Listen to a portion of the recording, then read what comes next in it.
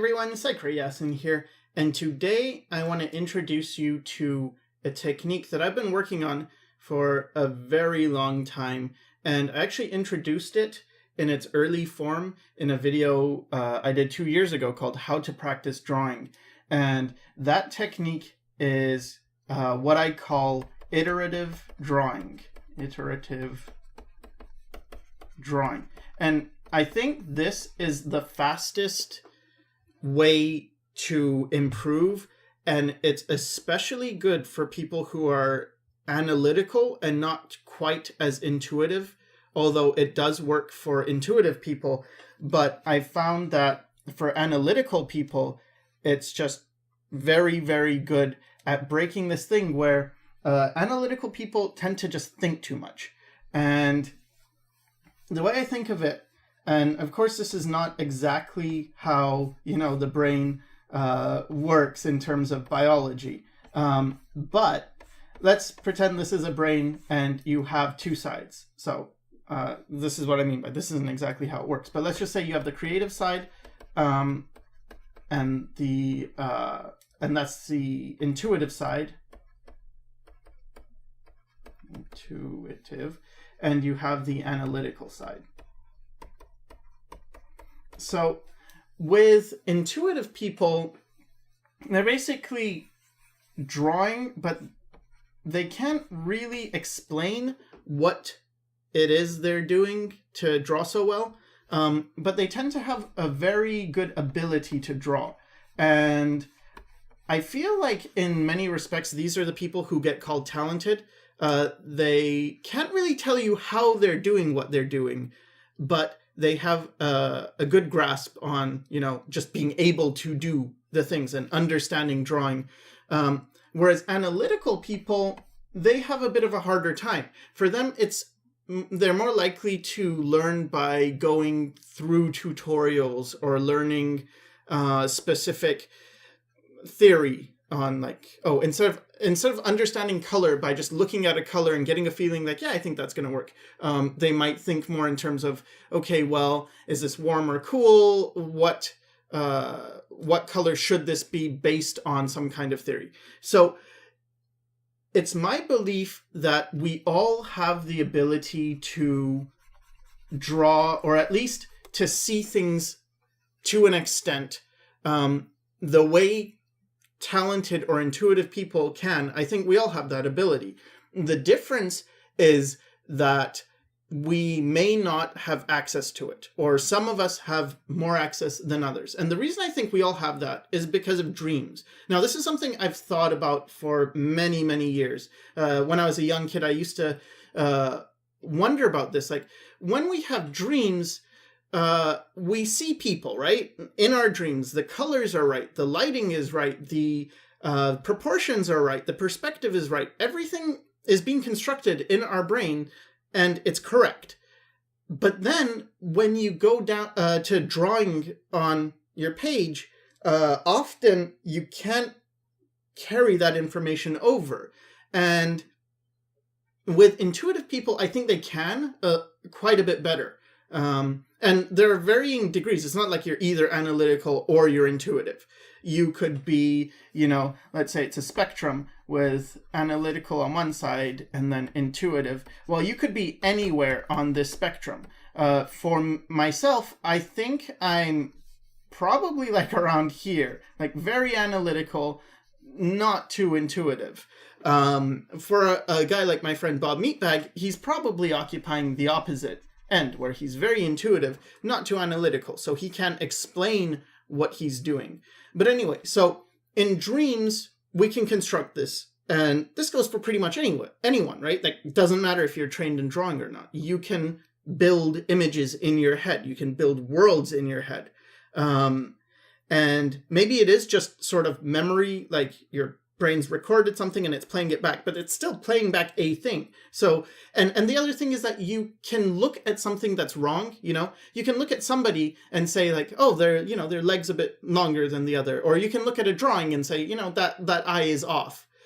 So you are able to tell.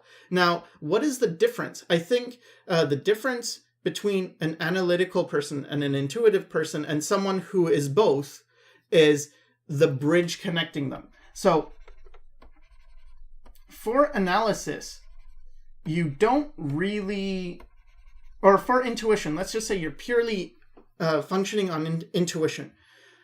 You can get really far without having to explain something, right? Like you could do drawings and they could be very good, and someone could ask you, how are you doing that? And you might say, I don't know. They might ask you to explain the perspective, and you might not be able to, but you don't need to because the drawing's there and it's done. And this is good. And also because you may not be that analytical, you may not judge your drawings quite so harshly. You know, you might not think like, oh, I noticed right away all the mistakes. Whereas an analytical person, on the other hand, may be in this mode where they can see their mistakes pretty quickly. They can really see what's wrong, but they can't imagine things so well. So how do you create this bridge? Because that's what I think is necessary, to create the bridge between intuition and analysis. And I think the way intuition is trained is just mileage. Now, I've mentioned this before, and this is what I talked about in my How to Practice Drawing video, the importance of mileage, the importance of not just, in that video I used it, the example of an eye. Don't just draw one eye and be super careful and, think, okay, this is a piece of art and I'm going to hang it up on the wall. But instead, get a page and do a ton of eyes. And that's going to help you a lot more. And what mileage is doing is it's really strengthening this part, the intuitive part, because you need this. I feel like the intuitive part, maybe intuitive isn't perfect in explaining it, but it's the part that allows you to do just things that are muscle memory, whether it's riding a bike or walking or, just anything, swimming, anything you've trained that you just do over and over again by repetition. It can start off analytical, but then it can become intuitive. Like, for instance, if you learn a new language, at first it's very analytical. You're learning the letters, you're learning the words, but eventually it becomes intuitive and you don't have to think about it. You just speak in it. You become fluent. And so you need a ton of mileage, but mileage alone for someone who is analytical, it can be kind of hard. It's sort of vague to just say, draw a lot and you'll get better, because their problem or their benefit is they're analytical, but that's also their problem. Because what's happening is, instead of just drawing a lot, you tend to second guess yourself. This is a trap I fall into myself a lot. I second guess myself. I start to doubt the method. I feel like, okay, what if I draw and I put in a ton of mileage and I do this for 2 years and I still suck? It doesn't feel like I can have confidence in just this idea of drawing. Whereas if I look at a tutorial or a book or something that's telling me a theory, that's something I feel like I can apply right away. I can understand it, and then I can apply it. Like, oh, here's how colors work. There are warm and cool colors, and you have to play them against each other. There's saturation and hue and lightness, and these are your components to deal with color. It's like, okay. I can get that. But how does that translate into looking at an image and just knowing like, this color is going to work with this color. This is the right color to go with that color. And it's really through mileage, but not just mileage alone. And this is where I think my last video was a bit confusing, the one I did 2 years ago, because I didn't stress this enough, that it isn't just drawing. It's using all your brain power, all your analysis, and analyzing your drawings. So this is the essence of iterative drawing. Let's say this is a page, right? Now, instead of doing a drawing, and let's say you want to practice drawing a figure, let's say a head, right? The non-iterative approach, you get your head down, you measure everything, measure the proportions, and you do your drawing as best as you can. maybe you start with the head, you get the ear in, and then you go to the neck, and then you go down, and da-da-da. Now, this is one way of drawing, right? You get this in, and then you're done. You think, okay, I did my head, I did my figure, I'm getting better at drawing, whatever. But this is pretty slow, especially if you don't have much mileage. If you are trying to make up for lost time or improve really quickly and you're analytical, this is what I'd suggest. Don't do this. Why? Because you're focusing on so many things. You're focusing on the head, you're focusing on the neck, you're focusing on anatomy and perspective and proportion and everything. If you're starting out, do this instead. Start your page with 20 head shapes. So let's say 1, 2, 3, 4, and then 1, 2, 3, 4, 5. So just, I mean, I'm doing them very roughly. You can be more careful with them. But anyway, the point is, let's just say 20 for our magic number. So 20 heads, right? Okay, so start with that. Then what you want to do is individually go ahead and flesh out these. So let's say I'm going to do what I did in this image, which is a 3/4 view and sort of looking down. Okay, so let's do a 3/4 view. And this is for someone who already knows how to do a basic head. Like, let's say you already learned this sort of formula for a basic head, although I think this works for that too. But just for this example, okay, let's say it's 3/4 view looking down. Okay, so what I'm going to do is I'm going to draw in that, I'm doing my 3/4 view. And let's see. Okay, then I'm going to think about all the different things, like, okay, so where is the ear? Well, let's put the ear here. And what I'm doing is I'm thinking about what I remember. I'm not looking at reference. I'm just drawing things based on how I remember them, how I imagine them.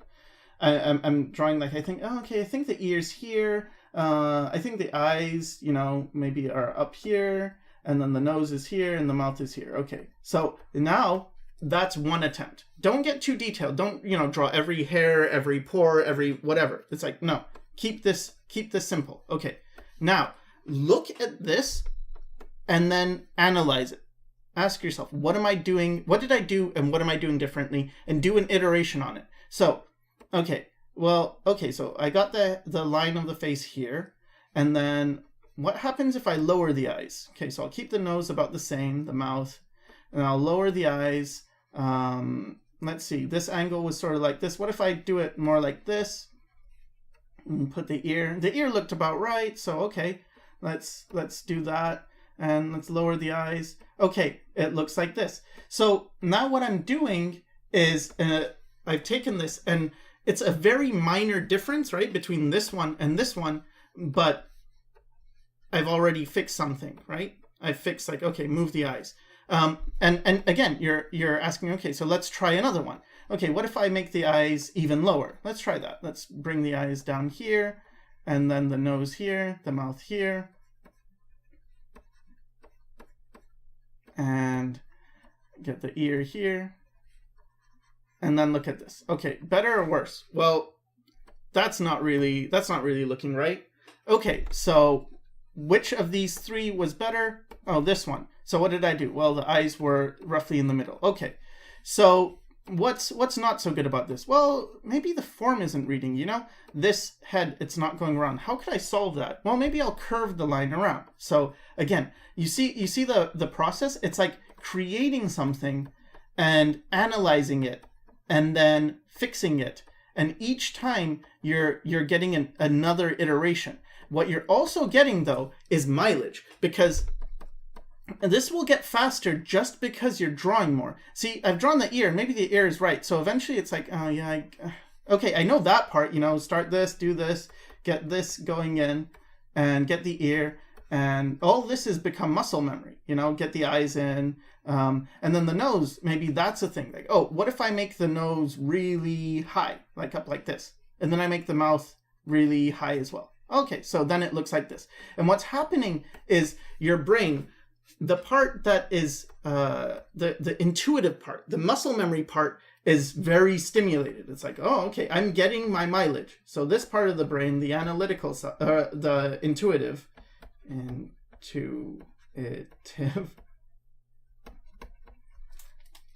this side is getting stimulated. So it's like, yeah, we're getting our mileage. Instead of drawing one head here, what do we got? We got 5 now. And then the analytical side is also getting stimulated. So this is like, yeah, okay, I'm getting my stimulation. What's happening is you're starting to build a connection because you're using both of these sides at once. They're both starting to fire in close duration to each other. So it's like, okay, you're building a bridge, and this is how you improve. This is how you get it to the point where intuitive people might be able to just create because they've got a lot of mileage. Maybe they started early and they've already done 1,000 heads, you know? Whereas you might have just started art and you've done, what, 10 heads, 100 heads, maybe 1,000, but 1,000 isn't a lot. Because, okay, let's say every day, right? Just do this, 20 heads, okay? So 20 heads a day. So in 5 days, I got 100. So in 50 days, I'll have 1,000, right? Now ask yourself, how long is that? That's a month and a bit, you know, a month and 20 days. But is that a really long time to really get good at a head? To when you have to draw a head, and maybe it is just one view, right? You might think, oh yeah, so I'm really good at this one view. But it's like, yeah, but what if this is one view, right? What is another view? Let's say I'm doing a full frontal, forward-looking face. Anyway, this is an iteration of this, or this is an iteration of this. They're the same thing. It's just another view. Oh, what if I turn this? See, what if I turn this ever so slightly? Okay, so you have this one, and it's looking this way, and it's like this. Okay, what if I turn that? Okay, what if it looks more like this? Well, what's going to happen here? Does it do this? And ask yourself, like, you're sort of guessing, you're sort of experimenting, but you're also analyzing, like, and trying to remember, what have I seen? What have I seen in life that looks like that? Try and imagine, what does a face look like? Because somewhere in your head is the right answer. And then you sort of have to separate yourself. So let's say you do 20 of these, right? 20, that's a good day's work, right? You've done 20 heads. Now, what you should do is stop and wait a day and then look at these again. Like, don't spend the entire day looking at these. Put them away. And then the next day, look at them and do the same thing. Analyze them. What was I doing? What looked right? What looked wrong? And make iterations again. So do this another day. And again, the more days you do this, the more you'll improve, the faster you'll improve, the faster your mileage will, you'll accumulate this mileage because you're drawing much more.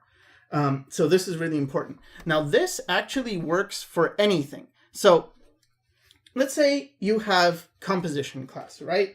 And you took a lesson in school and there's somebody and he's telling you, you know what's a good composition? Rule of thirds. So the first thing you want to do is divide your page into thirds. Right? So, okay, so divide your page into thirds. And your focal point should fall on one of these thirds, okay? And let's say the task is pretty simple. So, what the exercise is to make an appealing composition using a house. So let's show this is the house, our little house. And we have our land. So, okay, so let's put this house here.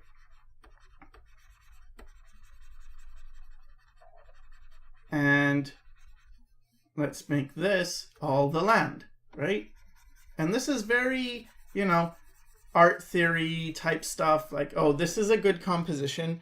This is what will look good, you know, this is effective. So yeah, great. I learned a lot. Okay. Now, that's if you went to a school, you learned your theory. Now let's approach this from an iterative drawing method. So forget all this. With iterative drawing, start from just creating a bunch of boxes and like create 20, right? So 20 boxes. Okay, so first thing you want to do is you have your two elements. You have the land, right? And you have your house. Okay, where are we going to put this house? Well, maybe if you're starting, just put down your best guess. Let's make the land here. And let's make the house here. So this is our first guess, you know? This is what we think. Now, is this good? No. Is this as good as this in terms of composition? No, clearly not.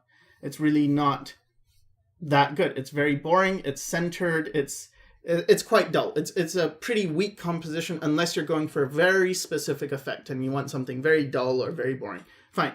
So let's do an iterative approach now. Okay, so what could we do differently? Well, just ask what if. So what if I take my horizon and I pull it much lower, like this? Okay, so now what? So now our house looks like this. Better or worse? Better, you know? Well, if I put it that much lower and it looked better, what happens if I put it even lower, like this? And then we have the house. It's like, huh, that's interesting now. See, we've got all this empty space. It's like, yeah, but, you know, having the house in that position, it's kind of boring. So let's do this again. Let's take this, and what if we put the house way off to the side here? It's like, okay, so that looks like that. Now, you see what's happening? What if we take this, put the land here, and we put the house a bit closer around here? It's like, hey, that's starting to look okay. You know, what if we move it a bit more and put it somewhere around here? It's like, oh, that's pretty nice. You know, as a composition, that looks pretty good. It's like, okay, so look what we've got. So we had 1, 2, 3, 4, 5, 6. And we arrive at this. You know, roughly, it's very similar to this rule of thirds composition, right? Because, okay, break this into thirds. You know, it's not exact, but it's very close to that very effective composition that you might learn in art school. But we're not done, because we're not doing this school type approach where you just draw, get your teacher to say, yeah, good job, this is the end of the exercise. We're iterating, we're figuring out stuff. So it's like, okay, what if I did the opposite? What if I moved the horizon way up here and I had the house and it's super small and it's like that? It's like, oh, wow, that's a very different feel, you know? So you've got just a little bit of sky and a lot of land, and it's like, huh, okay, so what if we tilt the horizon now and do this? It's like, there's another approach. What if we tilt it and have it sort of cut off? See, it's not even entirely on the page anymore. It's like, okay. And this doesn't have to be good in a sense. It's not about like, let's make a finished image. This is not so I show somebody. What this is, what the whole technique is for, is to develop your brain. You're changing your brain from purely analytical to something that has this very intuitive mileage built into it. So next time, let's say you're in art class and someone says, okay, do a cool composition with a house. The guy who's very trained might do this. Okay, so I have to do a cool composition. So let's do the thirds. And, you know, maybe this is going to be the land and the house is going to be here. And the intuitive person might do something like this. And it's like, okay, yeah, so this is the land and this is the house. And why do they come up with this? Because, like, to me, this looks cooler. It looks better. I mean, it's still the composition, so it's different. But it's like, okay, because look at the rule of thirds. Does it apply? Like, let's see. No, it doesn't apply. And why is that important? Because it doesn't matter. These rules are arbitrary. They're not that important. It's the same as proportion. You know, if you said, okay, you looked at a book and it told you the eyes are halfway down the face. Now, if you stick to just learning theory, that's it. You're done. The eyes are, yeah, that looks fine, you know. But an analytical person, intuitive person, or someone who's done this iterative approach would do something like, okay, yeah, so there's a face. Well, I've put the eyes up here, here, here. It just depends, you know, what character is it? Oh, maybe it's like an angry character. Okay, so that's, and a very strange character might put the eyes up here. Yeah, it's got a nose that's pretty interesting, and a mouth like this, and, you know, really boxy face. And it's like, they're not just stuck in this type of world anymore where everything has to be explained. Again, this is something that I've struggled with for a very long time because I was so analytical. I was so good at this stuff, you know? But then I was looking at guys like my friend Bob Meatbag, and he would just, you know, whip out drawings. And I mean, clearly I'm not going to draw as good as him, but he would do his drawings and they were just much more lively, much more free, and not correct in a way. Like, I couldn't look at it and say, yeah, that's, you know, that's following the rules, but they would look better. So this is really the point of this is, okay, you don't just stop with doing something once, because it doesn't let you get far enough. It doesn't let you play around. It's better to do this, get your mileage, but each time you're asking yourself, what if? And the same works for something like color. So this is things people are afraid of, right? So let's say there's a color and I need to color a face, right? Well, okay. So one way is, let's keep it simple and just have a skin tone and hair, right? So, okay, so what I'm going to do is select this and just copy it a few times. Instead of doing one, right? I'm not doing one. So what is easier in some ways to do is to just get one head and color it and think like, okay, let's open up our color theory book and, you know, okay, so let's play around with a skin tone. What could that be? I don't know. Let's go for this default burnt sienna mixed with white. You get that in. Okay, so there's our skin tone. And we learn that, okay, maybe there's a brown, and we get that in. It's like, okay, fine, you know. Is this color scheme bad? No, it's not. It's not bad. And this is for someone who learned about colors and learned like, okay, these are the colors that, you know, this is how you mix them. You use your raw umber or your burnt sienna or whatever. Now, let's say you're not trained at all. Okay, so you're gonna do an experiment and you're just gonna iteratively draw. Maybe at first you start like this. Okay, so let's pick this color for the skin, and let's pick this color for the hair. Now, this is not quite working, right? But you can ask yourself, what is different? What is not right about this? Like, before you move on, and you don't get to see this at all, right? But before you move on, think about it. What's different about this? Well, what if the skin was not this tone? So let's select this tone. And what do you want? What if it's more saturated? It's like, oh, is this looking better or is it looking worse? No, that still doesn't look. What if it's less saturated? Like, okay. So that's that's 3 iterations now, right? I get to see what if it's more saturated, less saturated. It's like, okay, what about this hair? What if the hair is, again, less saturated? Like, okay, so that's happening. Well, that's interesting. What if it's darker? Oh, so we get this. And you see what's happening? We're no longer stuck in this one way of doing things. You might get more creative and like, okay, so what if the skin looks like this? It's like, okay, that's weird.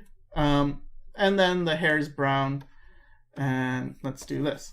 It's like, okay, that's not really working, is it? And then it's like, why isn't it working? What if I make the hair this color? Is that better? It's like, yeah, I don't know, not really. And one fast way is to just do this. In Photoshop anyway, you can press Control U, brings up this hue saturation slider, and just do this. Like scroll back and forth. And then it's like you're seeing all these colors, and it's like, hey, this one looks okay. What I'm doing is I'm waiting for a feeling of like looking at it and some part of you saying that's either interesting or that looks about right, you know? That looks okay. So you go back and forth. It's like, oh, you know, that's looking good. Okay, what about saturation? What about more saturated? It's like, oh, that looks like that. What about less saturated? Oh, that looks like that. You know, a bit of saturation seems good. What about lightness? Really light, really dark. It's like, oh, you know, this is okay, but it blends in with the face too much. This is looking pretty okay. So then there you go. And then what'll happen is the more you do this, the more you'll start to see patterns. Like, okay, so I notice the hair's sort of there, the skin's sort of there. So the skin is lighter, but it's also closer to green. The hair is darker and it's closer to blue. So let's try this, but without that hue saturation thing and using a different color. So let's say we used like this color. Okay, so what's happening is we're going to go towards this purple, and we're going to go down. It's like, okay, what does that look like? Oh, that actually works. What if we went the other way and we went this way and went more orangey? It's like, huh, okay, that works too. So then what would you learn? Well, it doesn't matter which way you go so long as you're moving in the right direction. But I might look at this and like, yeah, you know what? This looks too pink. Compared to what? Compared to the hair. So what if we make it like this? Oh, you know, that's fine. And then you've just got all this range. Whereas the person who, you know, maybe they went to art school or, you know, took lessons or whatever, they're stuck. They're stuck in this because that's what they know. That they know it looks good.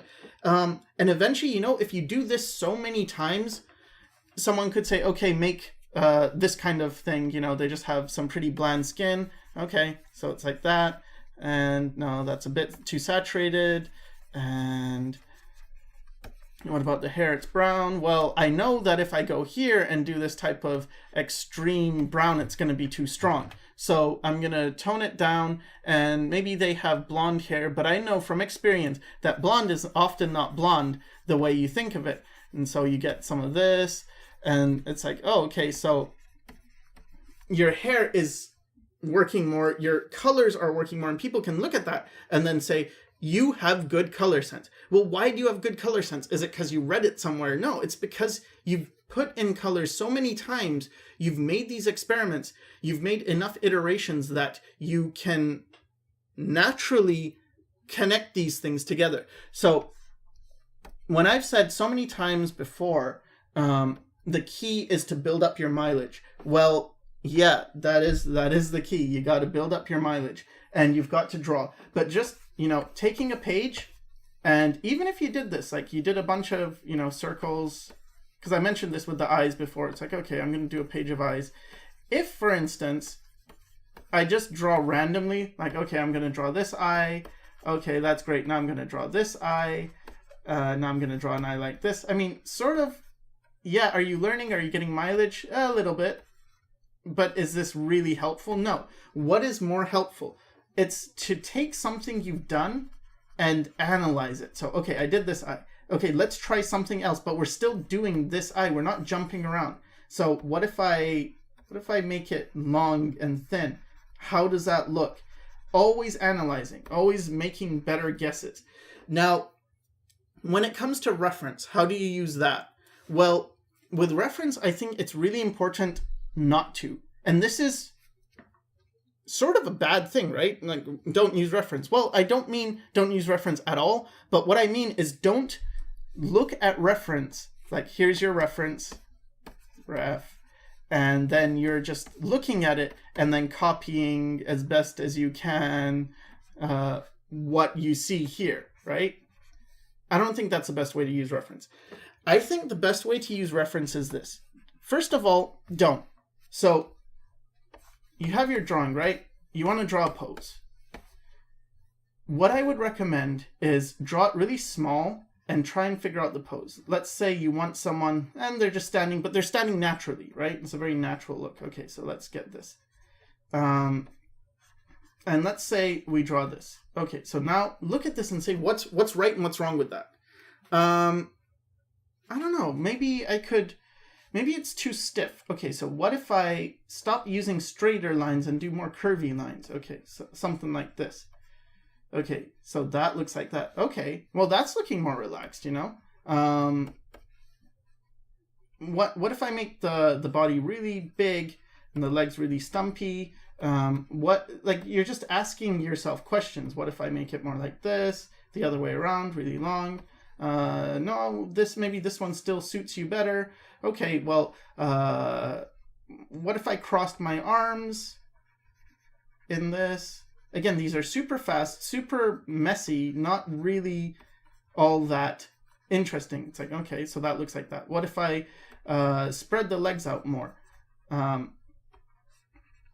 But anyway, you get the idea, right? You're just making your iterations. Then what you want to do after you're done with this, you've kind of had some experience. Now is when you look at reference. So what you're going to do is you're going to look at reference, and you might notice something like, oh, in the reference, you know, the person was standing and they did have their arms crossed. And it's like, oh, good, because, you know, I did that too.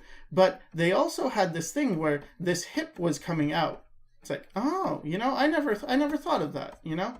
And maybe this is what the reference looks like. So, okay, now you've studied your reference. You're not drawing your reference, you're studying it. You're analyzing what is it doing differently. Now, why can you do that? Because you've already done this. You've already gone through, like if I just look at this, right? And I stopped here. It's like, oh, my figures are stiff.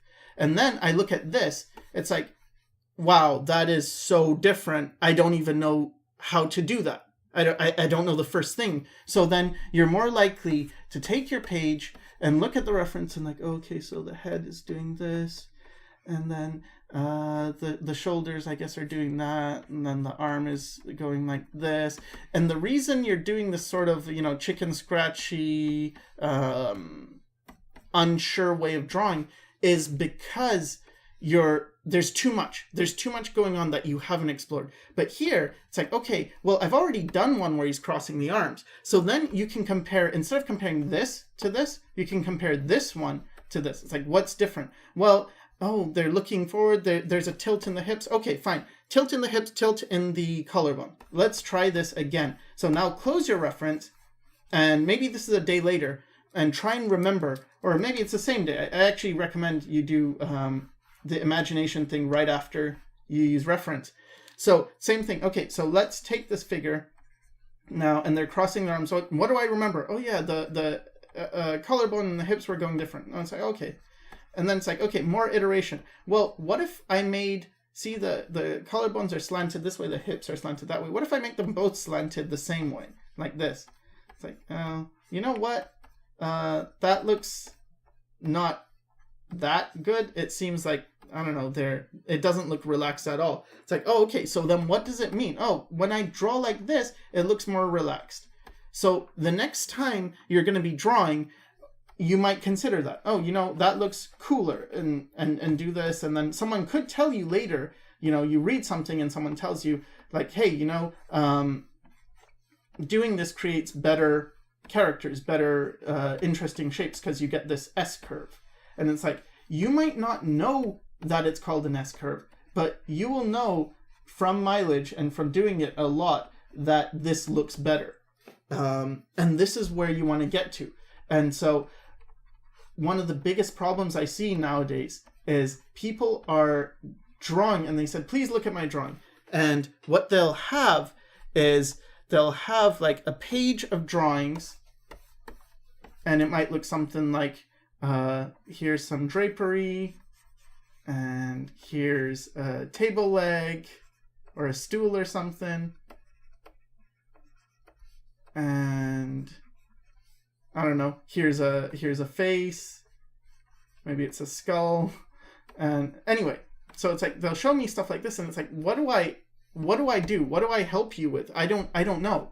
Or even worse, it might be this, and then the next thing they do is like a painting of this. So it's like, okay, so we have this, and then it's like, okay, so the skull is all colored in, and like, what do you think of my drawings? And again, it's like, this is hard to critique. What would have been easier though is if, forget this, what is interesting to you? What do you really want to do? Let's say I want to draw a stool. Okay, first of all, maybe look at a stool for a while. It's like, okay, so it looks like this. Maybe you don't remember that much, but this is also training your memory, by the way. So if you're wondering, how do people draw from imagination?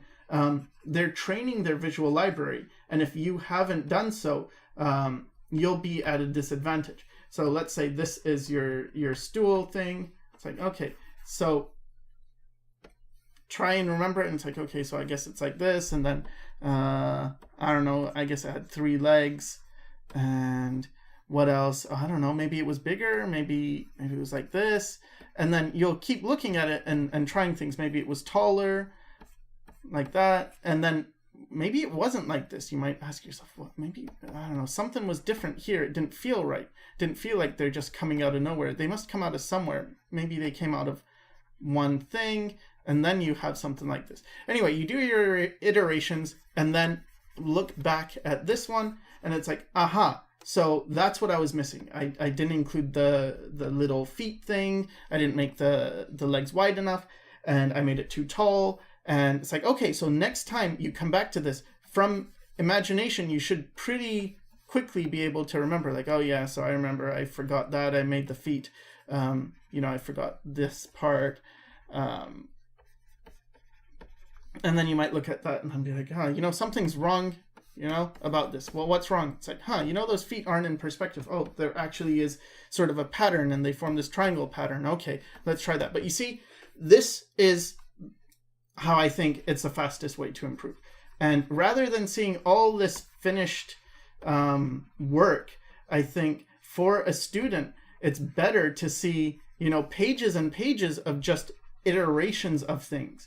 And the beauty of it is I wasn't sure if this technique works, it was a guess. It was a guess. Like, is this a way? Because I'm analytical. So one of the things I did is I looked at people who were good, and I looked at people who were teaching, and the styles I really liked tended to be those intuitive people, the people who people would say, it's talent, they're just talented. And what I thought was, no, forget that. That doesn't help me. If they're just talented, then I'm screwed.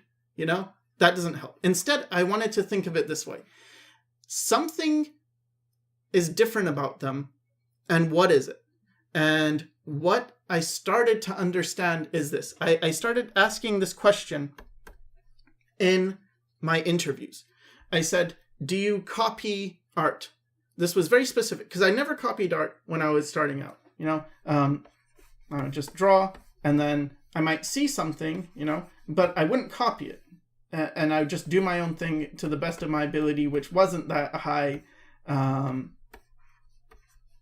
so it's like that. But the people who I admired when I talked to them, I had the privilege of talking to them, and they would tell me, I used to copy Dragon Ball or whatever, and I was drawing Goku and whatever. So that was a terrible Goku, but you get the idea, right? And so the thing is that I started wondering, okay, so what does this do for them? Well, first of all, you're training your hand. Second of all, you're making the right kind of marks. You're learning how to make marks good. And you're learning what should things look like? What do things that are good look like? And so it's like, yeah, you will improve much faster. But then I felt like, well, but I didn't do this. I didn't copy. I don't really have this ability.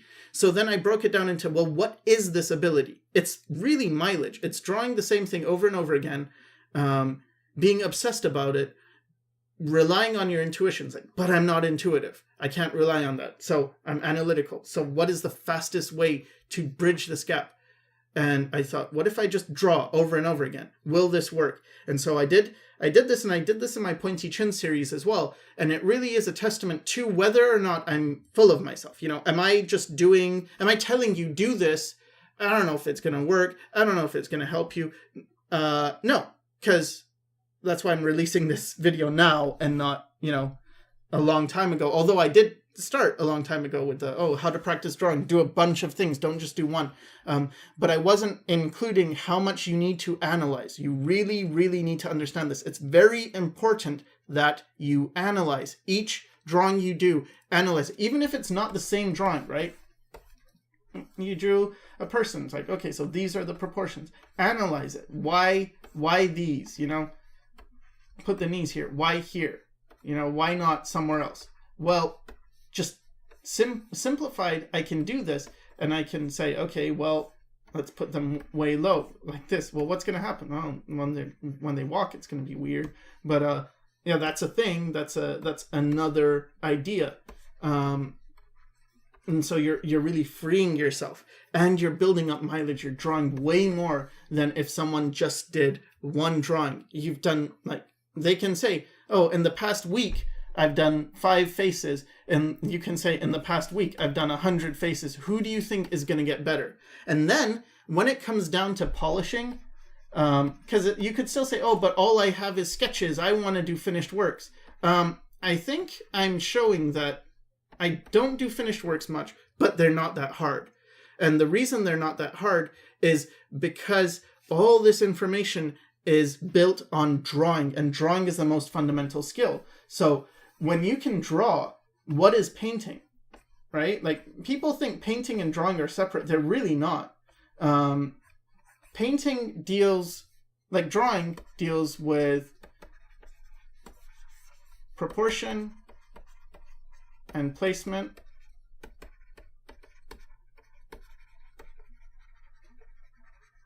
It deals with form and construction.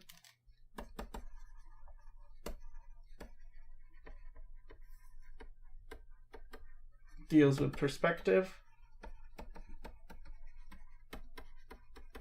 And it deals with anatomy. As well as, if you're in a different industry, let's say you're in architecture, then, whatever buildings are built with.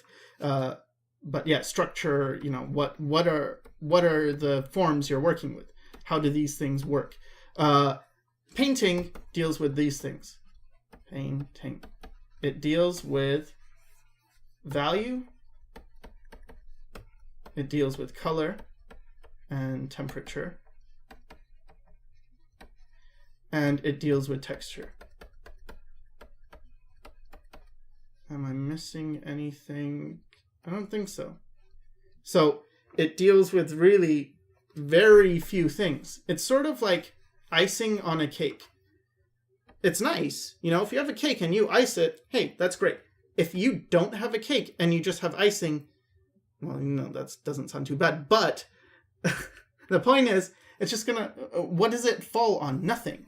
So that's why in painting, if someone says, I want to learn how to paint, the first thing I usually see in their work is, no, you don't, sure, you want to learn how to paint, but you're not able to draw. You need drawing first, and drawing does not mean you're using a pencil. I'm drawing right now with a stylus. I could draw with a brush. I could conceivably draw with clay. It's just Does it have proportion and placement? Yes. Does it have form and construction? Well, that's, built into clay. Does it have perspective? That's built in. Anatomy, that's important to learn. So, I'm still dealing with all the things about drawing. So let's say I have a drawing and I want to paint it. Well, learning theory is not bad, but I think this is something you should do as well, the iterative thing, at least until you build up your mileage. Because it's like, okay, so I've learned, okay, so this is a construction of a skull. This is a pretty bad skull.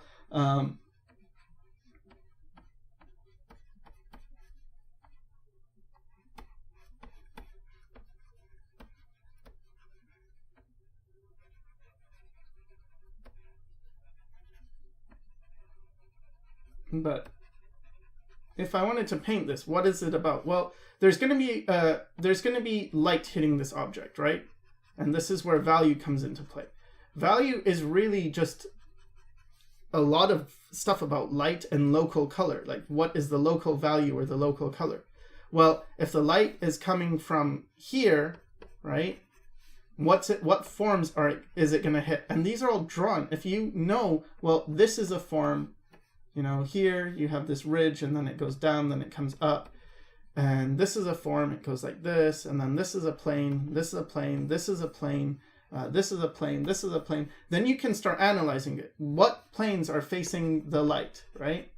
Well, let's say this plane is, so then you can start doing things like, okay, well, let's just, no, lighter than that, lighter than that. We can get this plane in, that's facing the light, this is facing the light, this is facing the light. And this is all just, I'm using drawing here. I'm not using any magic, anything in terms of, oh, you're using some kind of painting thing. What's not catching the light? Well, this is getting a lot less light. This is getting less light. What's not at all facing the light? Probably this, okay? So like, oh, this gets dark, this gets dark, this gets dark, this gets dark, this gets dark. It's like, well, what do you have? You have form, you have a painted structure, right? And this is all drawing. So it's based on drawing, rather. So I don't know. I guess that's really it. And there's a lot of course, there's a lot of theory in terms of understanding, well, what is the anatomy and whatever. How do you know what value to use? Yes, that's important. And that is something I recommend people work on.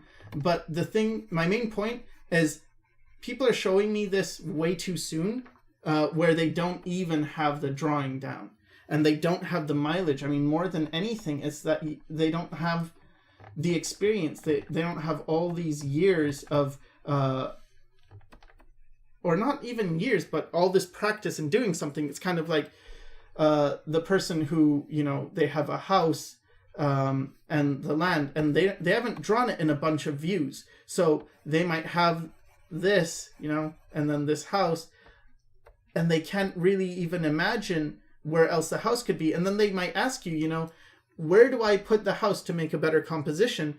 And I tell them something that maybe it's very annoying, but I tell them, like, you need to draw more and you'll get this. And I'm having to revisit this. Like, it's not just you have to draw more. You have to use iterative drawing, or you don't have to, but it really, really does help to use iterative drawing and understand what's actually going on. Have this ability of, like, well, I've done this a bunch of times, so now I'm no longer asking just a question of, like, oh, where's a good place to put the house? Because I know where the good place is. Like, oh, you could do this one. It's like, okay, that's a place. You could do the tilted, whatever. But the questions you ask will be much more pertinent to what you want to learn. So I think I've gone on super long. Very sorry if this is too long. But this is something I think is super important, just this idea. It's probably the most, to this date, it's the most important idea I've given. It's better than the coil technique. It's better than lightning bolt technique. Those are good techniques. Maybe easier in some ways, but this doing a bunch of images on one page, doing 20. 20 is a magic number. Let's just stick with that. If you want to draw anything, do 20 of them on a page. They keep them small so that you can do many versions. And what I do is I always start out with putting blocks. So let's say you wanted to practice composition. Fine, practice composition, but start with like 20 small boxes, 20 small thumbnails, and I'm not going to do all 20 because lazy. But build it based on that. Where could things be? How could things be interesting, instead of relying so much on tutorials and everyone else to tell you this is what you should do. Figure it out yourself. It'll be worth a lot more. With that said, I hope this helped, and thanks for watching.